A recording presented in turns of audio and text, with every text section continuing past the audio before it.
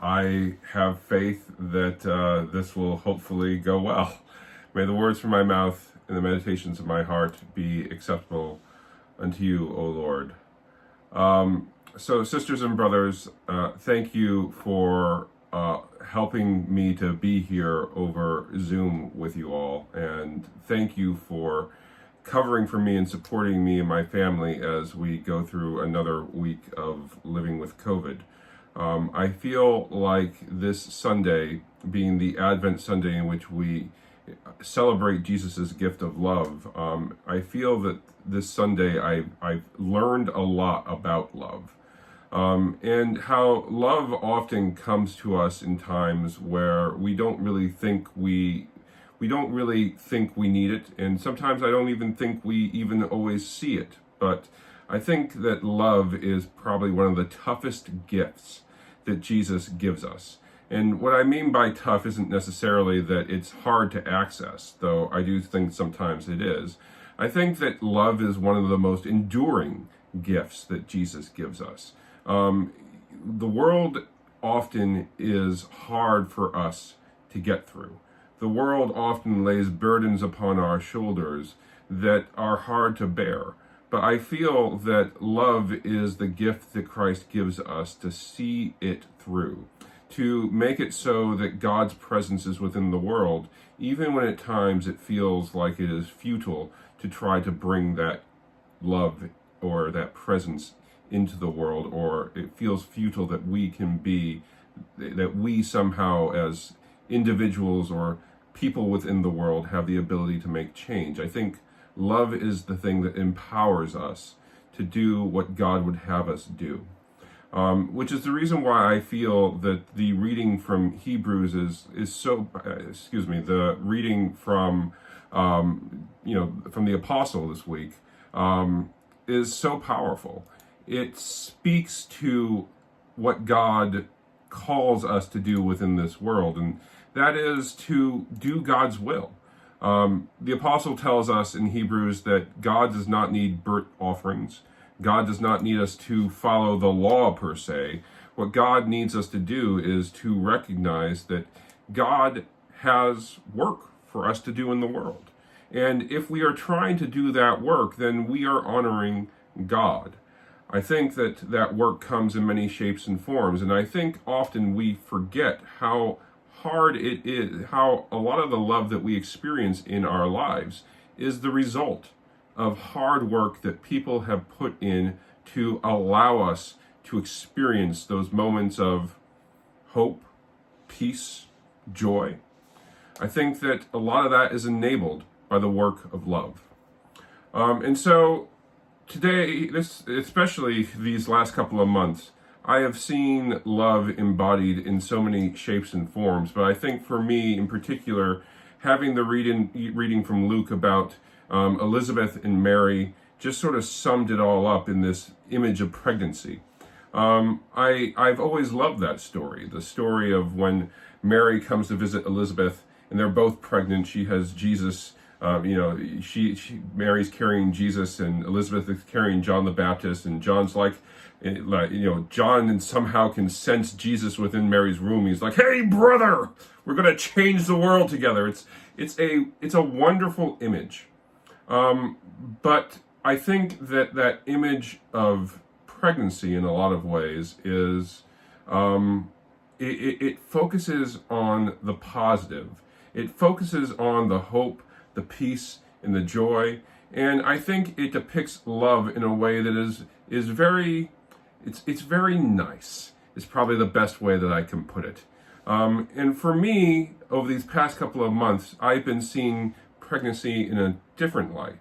I've been seeing pregnancy through my interactions with my wife, who is having a very tough pregnancy. And she's told me herself that not all pregnancies are as rough as the one that she is going through.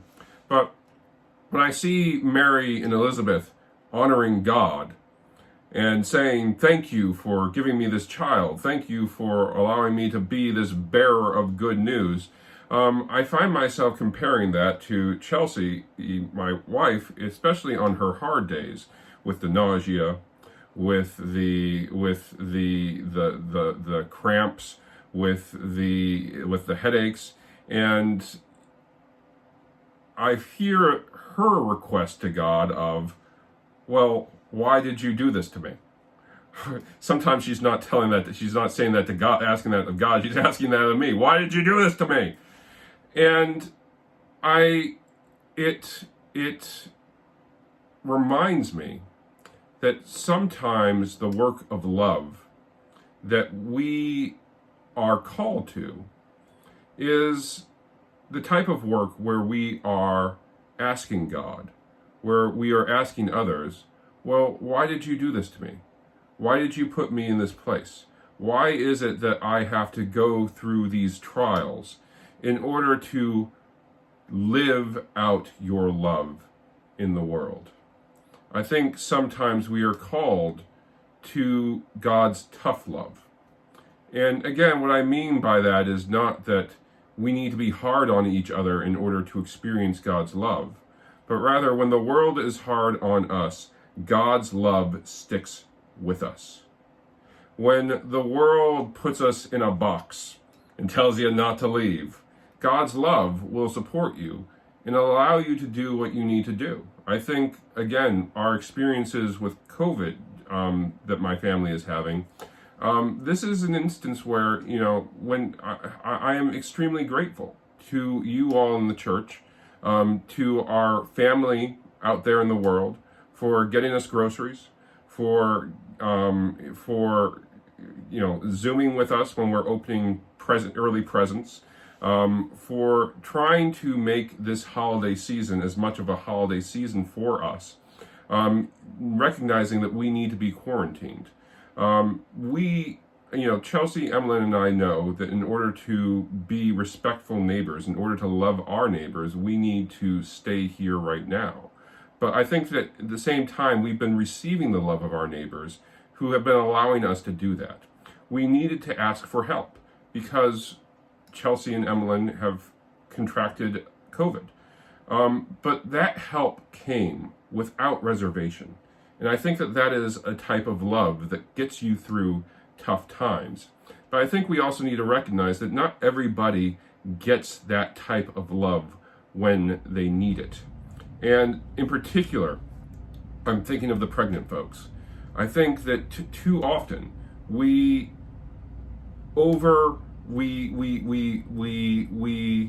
wash over how difficult it is for women to let their love shine within the world, or to be loved within this world.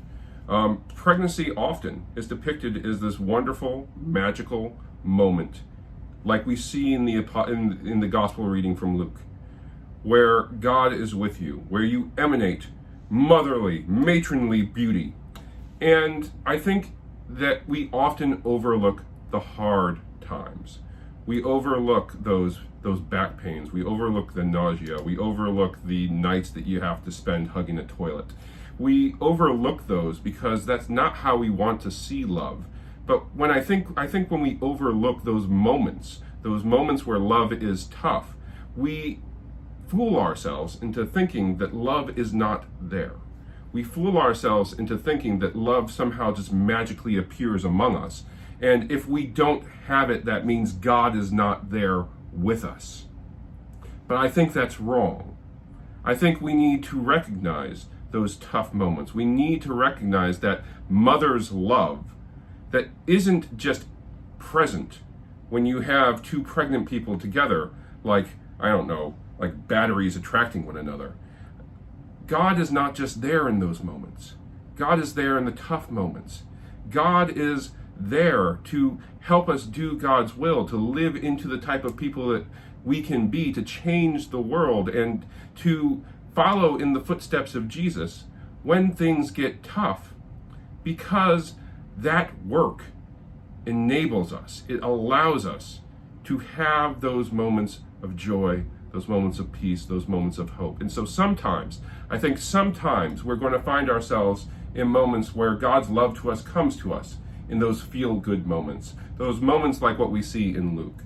But I think sometimes in order for us to celebrate the love that Jesus gives us, we need to look to the epistles, like the epistle, Paul's letter from the Hebrews, and recognize that love comes to us through doing God's will and allowing for that love to break through a world that doesn't understand it. Just because the world doesn't seem to get God's love doesn't mean that it's not there.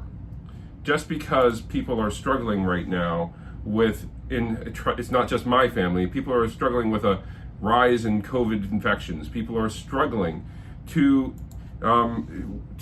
give women the rightful access to health care that they deserve. Just because people are struggling over issues of voting rights, just because people are struggling over issues of police reform, just because we have all these different struggles that are dividing us and making us frustrated with each other and making us wonder if God is here in the world, just because we're struggling with climate change, even though we have these fears and these weights and these burdens upon our shoulders, that doesn't mean that God's love is not among us. It means that God's love is at work, and maybe that is how we have to celebrate love right now this year. God's love comes in many shapes and forms. Sometimes it's feel good, sometimes it's tough. But God's love, no matter where we are in life, will be with us, and it will get us through tough times. And I think I should end this sermon by pointing out the fact that, Jesus' birth was not one of those feel-good moments. We tell the story of Jesus' birth like it's magical and wonderful. Look at the gold, the frankincense, the myrrh, the angels, the shepherds, the cute little baby in an animal trough. I mean, he was born in the back of an inn, in a trough used to feed critters. That was not a feel-good moment, but they made the best of it. They put in the work to make that moment magical. And that is, I feel, what Christianity is all about. We don't just reap the rewards of God's love. It's so much more rewarding because we also are the ones that build up that love in the world. And so if you are having a Christmas where you are surrounded by the fruit of your labor, my prayers of joy go with you. But if you're in a moment where you find yourself struggling, where you find yourself asking, why are you doing this to me, God? My prayers go to you as well, because I feel that love still is there. It's just working to make itself known in the world. And together, we as a family, united by the love of Christ, we have the ability to give that love, to bring that love out, to let that love loose, and to remind people that love is a lot tougher than they think it is. Love, in a lot of ways, is like a pregnant woman. It does what it does what it has to do. And so my prayers go to Chelsea for showing me that, and my prayers go to all the women out there in the world who exemplify God's tough love that doesn't quit. Amen.